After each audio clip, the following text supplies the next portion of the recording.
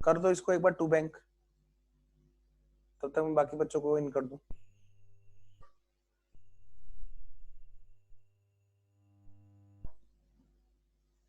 Entry क्या है? हाँ हाँ ठीक कर लो। DRI टू बैंक, भाई इन्वेस्टमेंट की एंट्री है ना ये तो।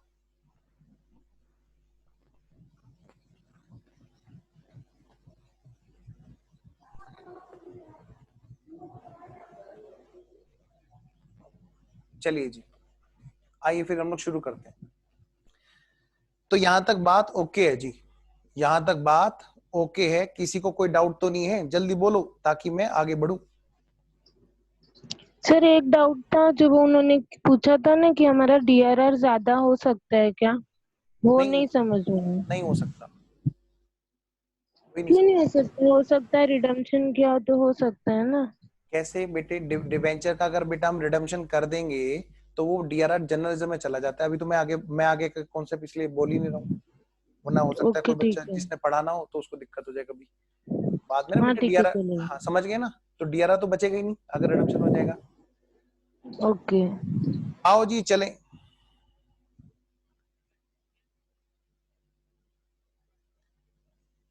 आओ जी शुरू करते हैं।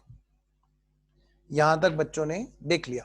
नेक्स्ट, अब वापस से आओ, एक और एग्जांपल हमें छोटा सा करना है। अब देखना है कि कौन बच्चा सबसे पहले करके दिखाएगा इसको। Example number 2। सर एक बार वापस दिखा देना पीछे ना। अच्छा पिछले वाला, अच्छा वहां पे DRI डेबिट टू बैंक किया है बेटा हमने। हाँ हाँ हाँ, बस यही बस यही। नरेशन ये होगी, बीइंग इन्वेस्टमेंट मेड। नहीं नहीं सर, बस वो एंट्री। ओके हो गया सर। अच्छा, अब सारे बच्चे एक एक, कौन सा बच्चा सबसे पहले करके दिखाएगा?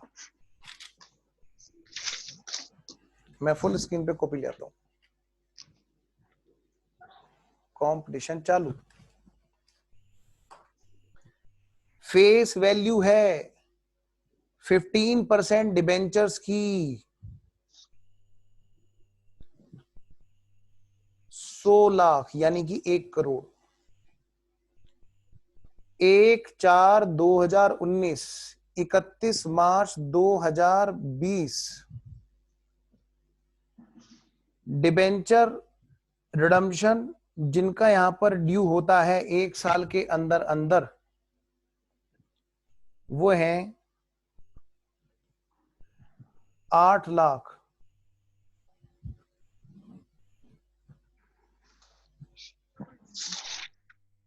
ए लिमिटेड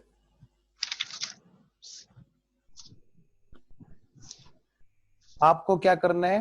पास करनी है journal entry of DRR and DRI A limited listed company. Answer देखिए कौन बच्चा सबसे पहले करेगा।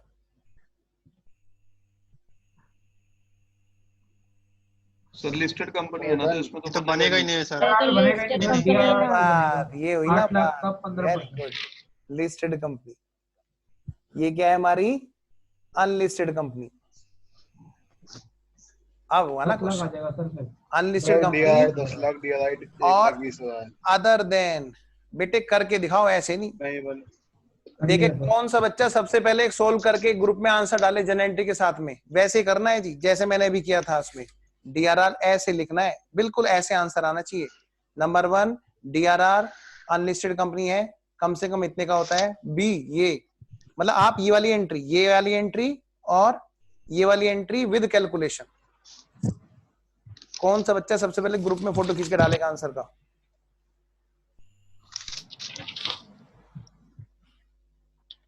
और फोन खराब हो गया, फोटो नहीं बन पाएगी। आप मत डालो, बाकी बच्चे डाल दो। सर DRR 10 लाख बनेगा ना, और DRI 1,20,000। हाँ बस सर यही बनता है। DRR 10 लाख का, DRI 1,20,000।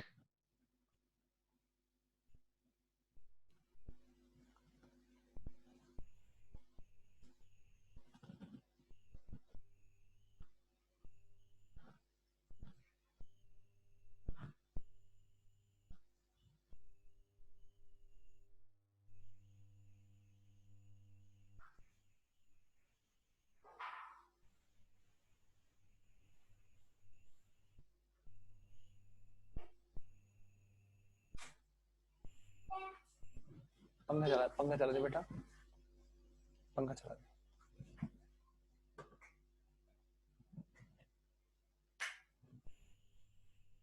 थैंक यू, बैठ जाओ।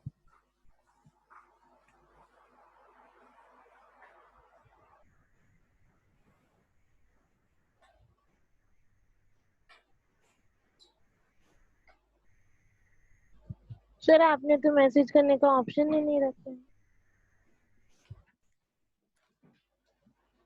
अरे अच्छा, सिर्फ एडमिन को अलाउड है। एक मिनट, एक मिनट।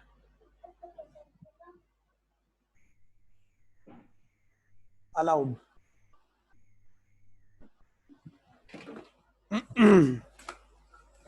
बेटा अभी आप छेड़ो मत प्लीज, लड़के को करने दो। नीचे जाके नहीं, अभी नहीं।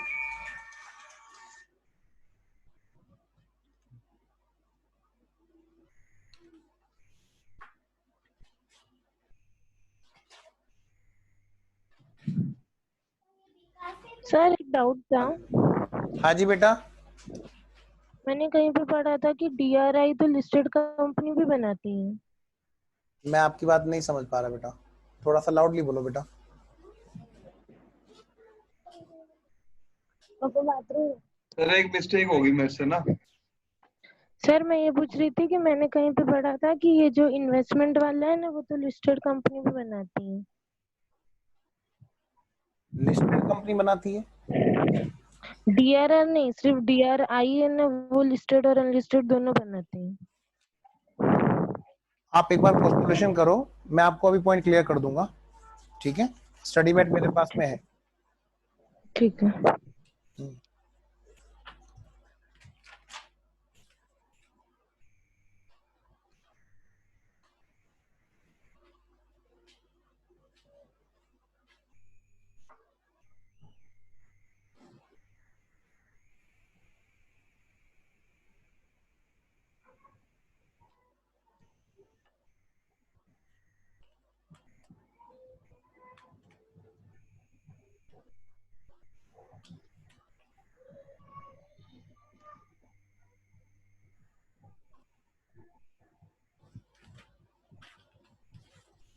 बना लिया?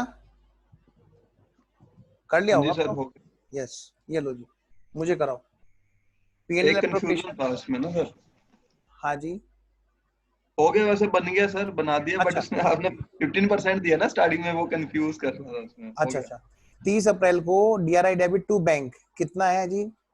8 लाख का रिडम्पशन ड्यू है, इसका 15% कम से कम 15 अट्ठे 120, 1,20,000। 1,20,000।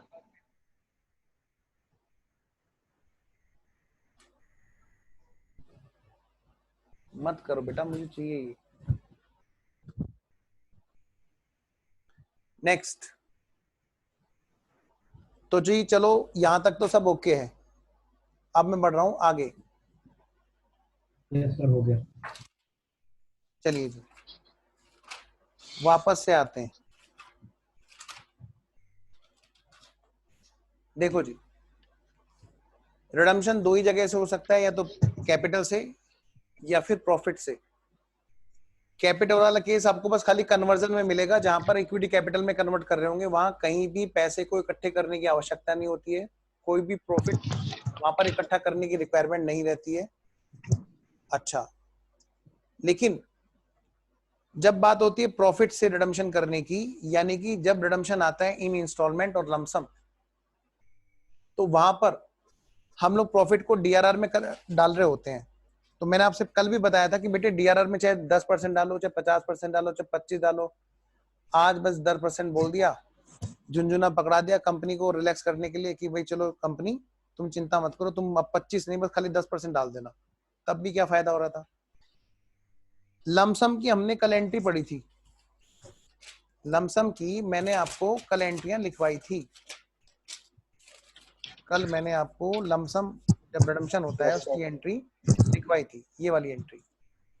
परसेंटेज डिबेंचर हाँ जी पीपीओआर। बिल्कुल। रिडम्पशन ड्यू होगा तो डिबेंचर, बेटे पहले मैं थोड़ा सा कॉन्सेप्ट लिखाऊंगा, फिर एग्जांपल, फिर थोड़ा कॉन्सेप्ट, फिर एग्जांपल, ऐसे हम लोग चलेंगे। और जब हमारे एग्जांपल पूरे हो जाएंगे तो एक तरफ से सारा स्टडी मैट पूरा A to Z एक एक क्वेश्चन हम लोग क्लास में सोल्व करेंगे। रिडम्पशन इन लमसम अमाउंट मतलब कि सारा पेमेंट सब लोगों का इकट्ठा पेमेंट कर रहे हैं। तो पहले हम क्या करेंगे, रिडम्पशन ड्यू करेंगे, debenture account debit, premium payable on redemption account debit to debenture holder.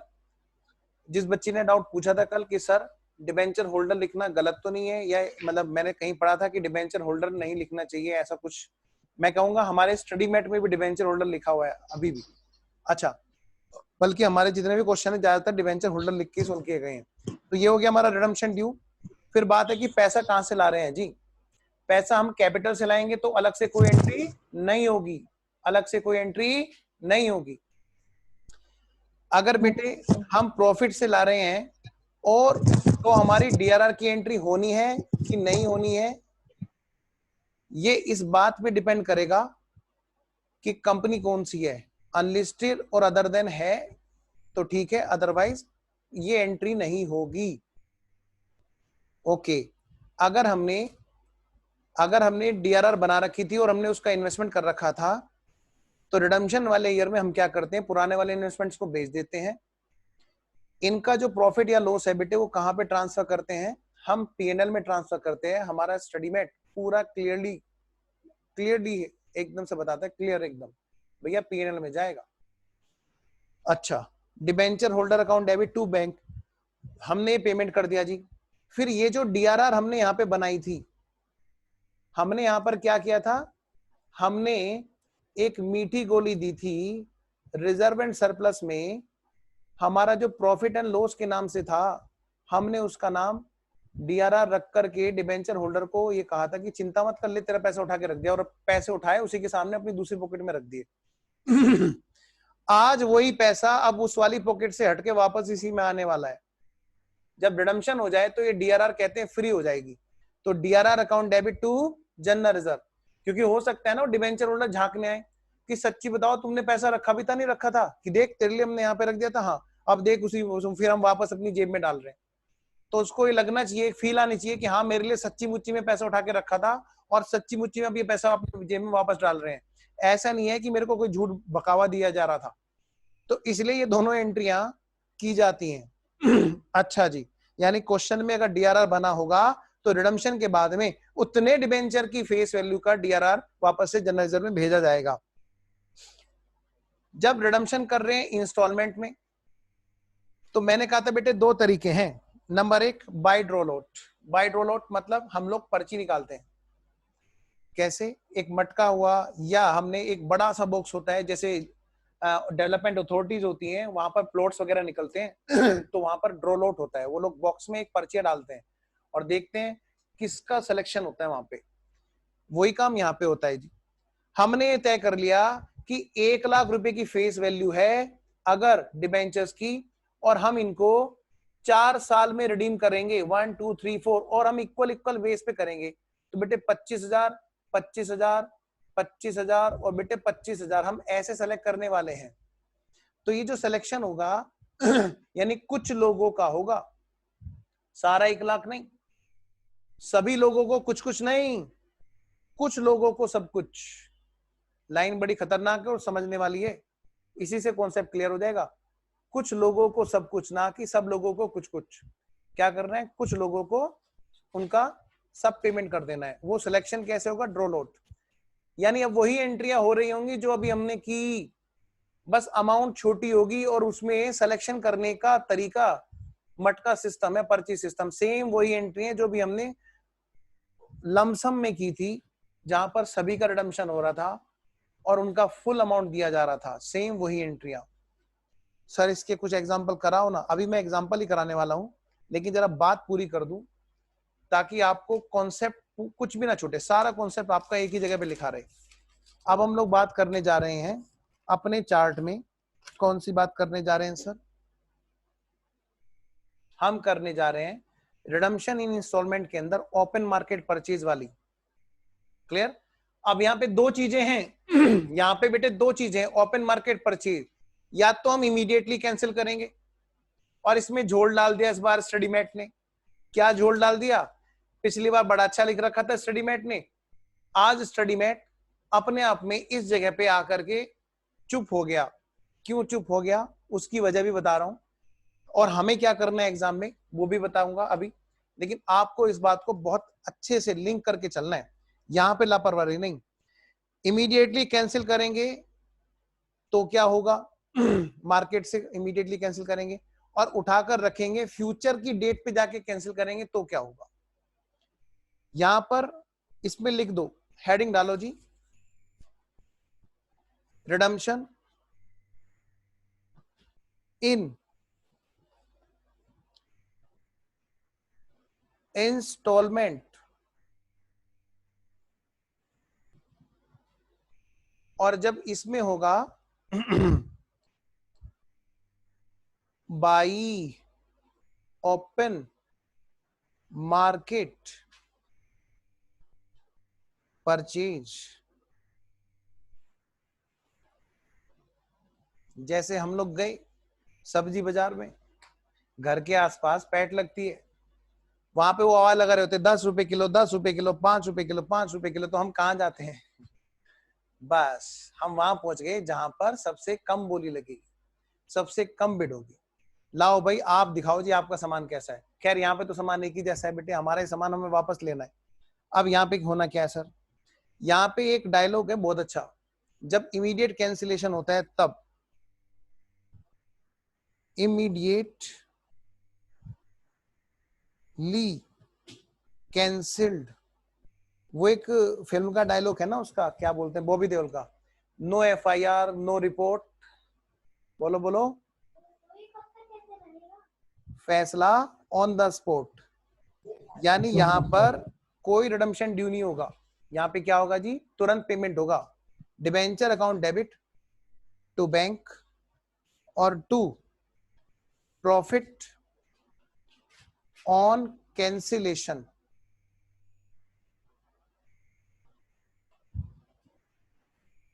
₹100 का डिबेंचर हमने मार्केट से खरीदा, सबसे कम बिड लगी और वो हो गया जी हमें बहुत सस्ते में पड़ गया जी।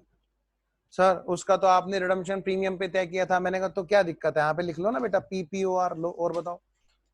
सर उसका तो आपने तय किया था कि उसको 10 रुपए फालतू देंगे। मैंने कहा ठीक है कोई दिक्कत नहीं, क्या दिक्कत हो गई, और बताओ। आज आपने मार्केट से वो सस्ते में खरीद लिया, हाँ बेटे कोरोना आया मार्केट ठप, आदमी सोच रहा है जो लगे हाथ बेच दे अपनी डिबेंचर को। हमने कहा ला दे फटाफट, उसने बेटे हमें कोरोना वाली मार्केट में 88 रुपए में बेच दिया। देखो कितना बल्ले बल्ले, कितने का डिफरेंस आया, 2.90 और 22 रुपए, 22 रुपए का फायदा हो गया। अब सवाल एक है, ये फायदा कहां पे जाएगा।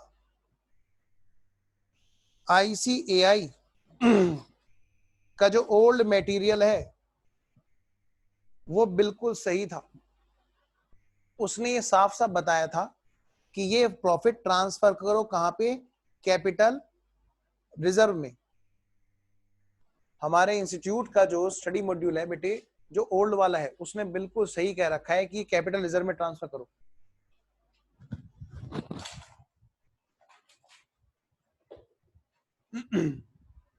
आप प्लीज कॉपी लेके पढ़ो। अब बात आती है यहां पे, अब जो नया मॉड्यूल है बेटे, जो अमेंडमेंट के बाद में, यहां पे इंस्टीट्यूट ने स्टडी मैट को कर दिया है साइलेंट। उन्होंने वहां पर बस इतनी एंट्री लिख के छोड़ दी, जबकि पुराने स्टडी मॉड्यूल में अगली एंट्री भी थी, profit on cancellation to capital reserve, कई बार यहीं पे डायरेक्ट कर देते थे। अब स्टडी मॉड्यूल ने क्या कर दिया है, बस profit on cancellation. Profit on cancellation में दिखा देता हूं आपको स्टडी मॉड्यूल के क्वेश्चंस। उन्होंने बार बार बस इतना ही लिखा है, जैसे ये देखो question number 3 profit on cancellation, बस उठाया इतना लिख दिया profit on cancellation. Question number 4 profit on cancellation. Sir तो आप क्वेश्चन में देख रहे हो मैंने कहा आप कॉन्सेप्ट में देखो ना। मैंने कहा मैंने कॉन्सेप्ट में भी देख लिया। इंस्टीट्यूट ने साफ साफ यहां पर प्रॉफिट ऑन कैंसिलेशन ये प्रॉफिट और लॉस जो है ना ऑन रिडम्पशन, ये तो अलग चीज है। इन्होंने साफ साफ कह रखा है कहां पर, प्रॉफिट ऑन कैंसिलेशन।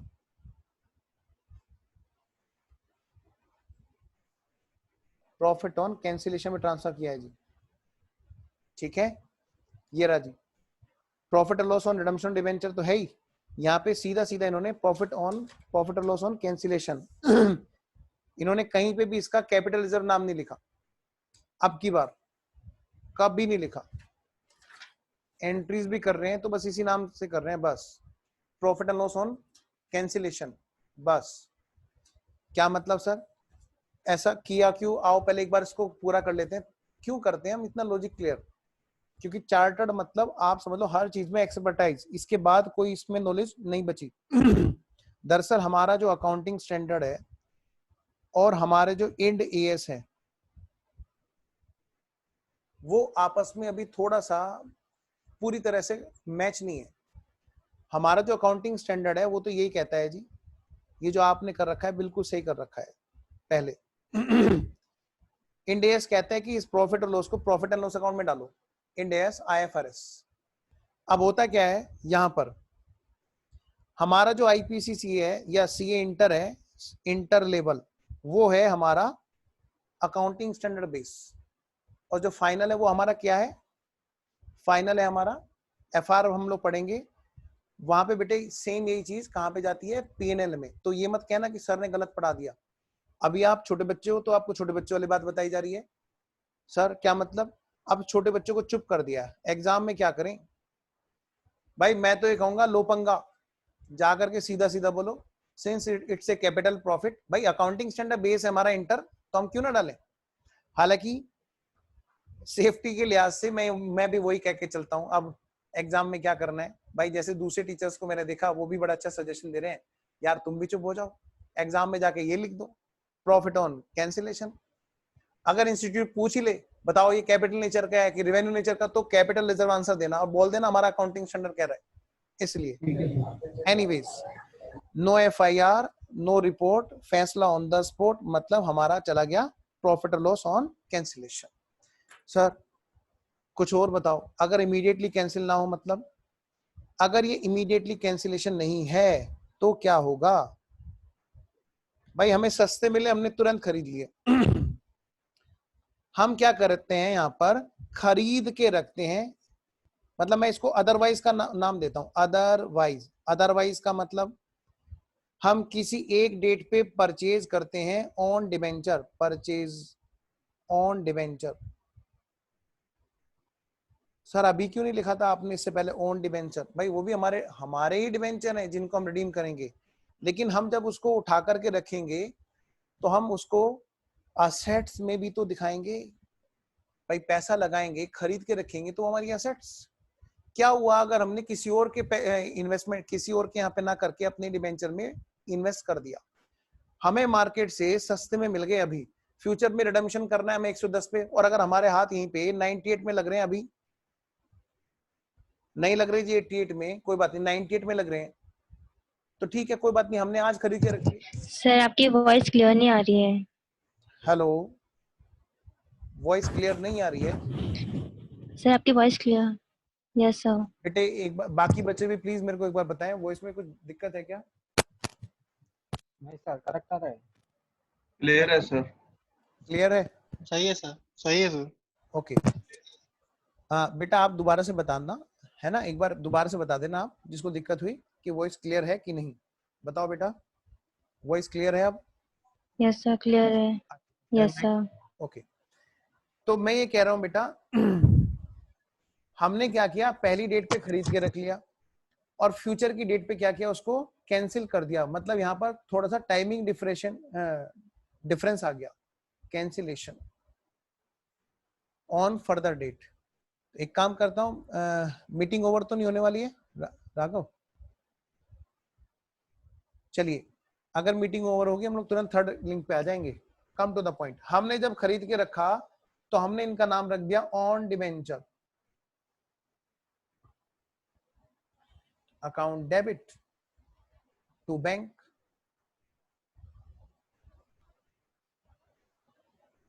बाद में जब अभी मुझे पता है मैं यहाँ पे कुछ चीजें छोड़ रहा हूँ, जल्दबाजी ना करना, मैं कॉन्सेप्ट को बहुत बारीकी से लेके चलना चाहता हूँ, बहुत धीरे धीरे, कहीं ऐसा ना हो कि बच्चे का किसी का लिंक टूट जाए, इसलिए मैं इंटरेस्ट वाली बात नहीं लिख रहा हूँ। मैं ये कह रहा हूँ on debenture debit to bank हमने खरीद के रख लिया, फ्यूचर में क्या होगा, हम इसी चीज को हम कैंसिल कर देंगे, debenture debit to on debenture. Future में क्या होगा, जब रिडम्पशन की डेट आएगी हम लोग इसको क्या कर देंगे बेटे, कैंसिल कर देंगे, और यहां पर जो प्रॉफिट होगा हम उसको फिर से लिख देंगे प्रॉफिट ऑन कैंसिलेशन। फिर से हम लिख देंगे इसको कि भाई प्रॉफिट ऑन कैंसिलेशन। जिस डेट पे हम खरीद रहे होते हैं उस डेट तक का इंटरेस्ट भी हम लोग पे कर रहे होते हैं जिससे हम खरीद के ला रहे होते हैं। क्वेश्चन हमें बताएगा अगर हम इंटरेस्ट की डेट के अलावा कहीं बीच में कहीं खरीद रहे होते हैं बेटे, वहां तक का ब्याज भी तो हम उसे पे करेंगे, तो सीधी सी बात है। एनीवेज यहां तक हमने बात कर ली जी। अब मैं चल रहा हूं आगे कि देखो जी इमीडिएट कैंसिलेशन हुआ या आज परचेज कर लिया, फ्यूचर में जाके कैंसिलेशन हुआ, फ्यूचर में जाके कैंसिलेशन तो हुआ, लेकिन आज हमने परचेज कर लिया ना, आज भी परचेज करने के लिए कहीं से तो पैसे लाएंगे, और अगर हमने इमीडिएटली कैंसिल किया तो भी तो हम कहीं से पैसे लाएंगे। That is called source. कहां से पैसा लाना है, कैपिटल से या प्रॉफिट से, और एकदम से आसमान से पैसे नहीं टपकते हैं। क्या करना है, छोटी छोटी सेविंग कर करके हम डीआरआर बनाते थे पहले, आज हमें उस डीआरआर को बनाने के लिए बहुत छोटी सी अमाउंट बता दी गई है और वो भी सब कंपनी के केस में नहीं। आइए जी, अब यही सारी कॉन्सेप्ट जो हमने पढ़े पहले हम लोग एग्जांपल से कवर करेंगे। एक डाउट जो बच्चों के माइंड में आता है, सर हाँ हमने एक बात पढ़ी थी कभी, सिंकिंग फंड, हमने एक बात पढ़ी थी कभी, सिंकिंग फंड इन्वेस्टमेंट, बिल्कुल पढ़ी थी जी। अब हमें ये बताओ वो है कि निकल लिया। मैं ये कह रहा हूं इंस्टीट्यूट ने कुछ भी नहीं कहा। इंस्टीट्यूट ने ना तो जब अमेंडमेंट दे रहा था तब ये कहा कि मैं ये हटा रहा हूं, और इंस्टीट्यूट ने नई बुक में अमेंडमेंट के बाद जो बुक आई उसमें वो क्वेश्चन डाले नहीं। क्वेश्चंस को ना डालना तो इंस्टीट्यूट की आदत है, इसीलिए तो आप लोग यहाँ पे हम जैसे टीचर्स के पास में जाते हैं, भाई कोई ज्यादा फीस ले लेता, कोई कम फीस ले लेता। बात को मेरी समझना, मैं जो बात कह रहा हूँ, मैं जो कह रहा हूँ बहुत काम की बात बता रहा हूँ। इंस्टीट्यूट ने शुरू से आदत डाली हुई है कि वो क्वेश्चन पूरे नहीं डालता है, और उसमें भी सबसे बड़ा रोल तब होता है जब प्राइवेट इंस्टीट्यूशन वाले बोर्ड ऑफ स्टडीज के मेंबर बन जाते हैं। बेटा हमारा फर्स्ट ग्रुप में एक चैप्टर है जिसका नाम है इन्वेस्टमेंट। अगर किसी ने देखा हो इन्वेस्टमेंट में कॉन्सेप्ट तो सारा था, वहां पर शेयर्स भी थे, डिबेंचर्स भी थे, लेकिन डिबेंचर के क्वेश्चन ही नहीं डाले हुए थे, और एग्जाम में डिबेंचर के खूब क्वेश्चन आ रहे थे, खाली कॉन्सेप्ट लिखा हुआ था। अब आप इसी बात से समझ जाओ कि हमें ये चीज करनी चाहिए कि नहीं करनी चाहिए। कल को अगर आ गया एग्जाम में तो ये ना हो जाए इंस्टीट्यूट ने तो काटा ही नहीं था, अरे तो इंस्टीट्यूट ने मना भी कहाँ किया था। तो हम तो अपनी तरफ से पूरी तैयारी करेंगे। यानी सर आप क्या करोगे, अब आप सारे एग्जाम्पल कराओगे? हाँ जी मैं सारे एग्जाम्पल कराऊंगा, ये पक्का है। जो एग्जाम्पल हम लोग करेंगे, जो कवरेज क्लास में करेंगे क्वेश्चंस की, पूरी होगी जी। सर कहां पे आता है सिंकिंग फंड का कॉन्सेप्ट, कहां पे आता है डीआरआर का कॉन्सेप्ट? देखो बेटे डीआरआर क्या चीज है, इसी से सिंकिंग फंड को समझना है, फिर हम अपने आप देखेंगे कि सिंकिंग फंड हमें कितना करना है। क्या मतलब सर? देखो जी डीआरआर का मतलब पैसा इकट्ठा करना, ठीक है जी। आओ जी, डीआरआर का मतलब क्या है? पैसा इकट्ठा करना रिडम्पशन के लिए, एक रिजर्व बना लेना। और अगर अच्छा 10 मिनट रह रही है मीटिंग में, ओके, और अगर ऐसा लगता है कि भाई वो पैसा हम कहीं पे इन्वेस्ट कर दें तो उस पैसे को डिबेंचर रिडम्पशन इन्वेस्टमेंट बोला जाता है। अच्छा पहले ये जो परसेंटेज थी ये इतनी बड़ी थी, सुनना बच्चों ध्यान से, पहले ये परसेंटेज इतनी बड़ी थी 50% और 100%, कि हर आदमी के बस की नहीं थी। जब प्रॉफिट में से रिडम्पशन करना हो तो भाई प्रॉफिट भी तो इतना होना चाहिए। अगर मैं 10 लाख के डिवेंचर लिए बैठा हूं और मैं अगले साल रिडम्पशन करना चाहता हूं तो मेरी अर्निंग की, प्रॉफिट की कैपेसिटी भी तो इतनी होनी चाहिए कि मैं अगले साल 10 लाख का रिडम्पशन कर दूं। सर दूसरे केस में मैंने कहा बेटे 4 साल बाद रिडम्पशन करना होता था तो मैं क्या करता था, मेरे को यहां पे डीआरआर चाहिए। तो 2 तरह के क्वेश्चंस हमारे हुआ करते थे। पहले वाला क्वेश्चन जो हमें बड़े आसान लगते थे वो ये कहते थे कि हम लास्ट वाले ईयर में जब रिडम्पशन ड्यू होगा, रिडम्पशन से पहले हम एंट्री कर देंगे P&L account debit to DRR. कितने की? पूरे 10 लाख की इकट्ठी डीआरआर बना देंगे 100% प्रूडेंस के बेस पे। सर नहीं, हमारी मैडम ने तो 12th में 5 लाख की बनाई है। कोई बात नहीं, एक ही बात है, मोटी अमाउंट तो थी ना। हाँ, पहले ये था और यही अभी भी था, पहले भी था। क्या यही डीआरआर बन जाता था जब छोटी छोटी सेविंग होती थी तो हम इसी सेविंग को P&L appropriation account debit to छोटी DRR sinking fund, P&L appropriation account debit to छोटी DRR sinking fund, P&L appropriation account debit to छोटी DRR sinking fund, P&L appropriation debit to छोटी डीआरआर सिंकिंग फंड। फिर एक साथ हम फोड़ते थे सिंकिंग फंड टू डीआरआर। वो छोटी छोटी सेविंग एकदम से बड़ी एक इकट्ठी अमाउंट में बदल जाया करती थी। पहले बेटे ये 2 कॉन्सेप्ट चलते थे। वहां वजह क्या थी? वहां अमाउंट डीआरआर की बहुत ज्यादा थी और हर साल बंदा इतना पैसे नहीं कमा रहा होता था। आज ये डीआरआर की अमाउंट कहते बनाओ मत बनाओ, और एक आधे को बनानी है बस, और बनानी भी कितनी? 10%। तो ये कहते हैं कि जब इतने बड़े लेवल का आदमी है जो 10 लाख का लोन ले रहा है तो उसके लिए 1 लाख रुपए क्या बड़ी बात है? प्रॉफिट कमाओ तो प्रॉफिट में से 1 लाख रुपए उठा के रख दो। ये नहीं कह रहा कि तुम 1 लाख हर साल रखो, ये कहते हैं जब तुम्हारा 10 लाख का देने का नंबर आए उससे पहले गुल्लक में 1 लाख रख के उसी को 10 बार दिखा दो क्लाइंट को, ले देख ले देख ले देख ले देख 10 बार हो गए तेरे 10 लाख, देख मेरे पास में मैंने उठा के रख दिए। कहने का मतलब अब सिंकिंग फंड इसलिए बहुत इंपॉर्टेंट नहीं है क्योंकि अमाउंट खुद ही सिंकिंग फंड पे आ गई है। तो इसलिए सिंकिंग फंड के क्वेश्चन स्टडी मॉड्यूल ने नहीं डाले हैं। क्लियर? चलिए जी, आओ जी, अब हम एग्जांपल शुरू करते हैं। अब शुरू करेंगे जी तसल्ली से। सबसे पहले जो एग्जांपल होंगे हमारे होंगे लम्स है जी। सेकंड पॉइंट समझा दो, सिंकिंग फंड वाला दोबारा। सिंकिंग फंड दोबारा समझा दो? अच्छा देखो बेटा, दूसरे उस पर समझाता हूं। फिर एग्जाम्पल नंबर 1। सिंकिंग फंड समझने से पहले तुम्हारी समझ में आना चाहिए कि डिबेंचर रिडम्पशन रिजर्व जो है ना, डीआरआर, वो किस तरह से बनती है और हम कैसे किया करते थे। एक है बंदा जो खूब अच्छी अर्निंग करने वाला बंदा है, कोई भी कंपनी, ऐसी कंपनी मान लिया लोन है डिबेंचर का 1 करोड़ रुपए का, बड़ी फिगर होगी तो थोड़ा शायद जल्दी समझ में आए। कंपनी है जिसने 1 करोड़ का लोन ले रखा है जी, ठीक है जी।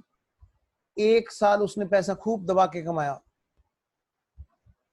दूसरे साल भी कमाया, तीसरे साल भी कमाया।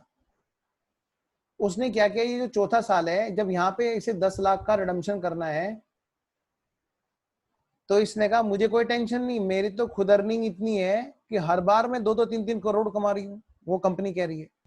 तो ये कंपनी क्या गुल्लक में छोटी छोटी सेविंग इकट्ठी करती है? नहीं जी, ये तो सीधा सीधा यहाँ पे एक एंट्री कर देती थी, P&L appropriation account debit to DRR,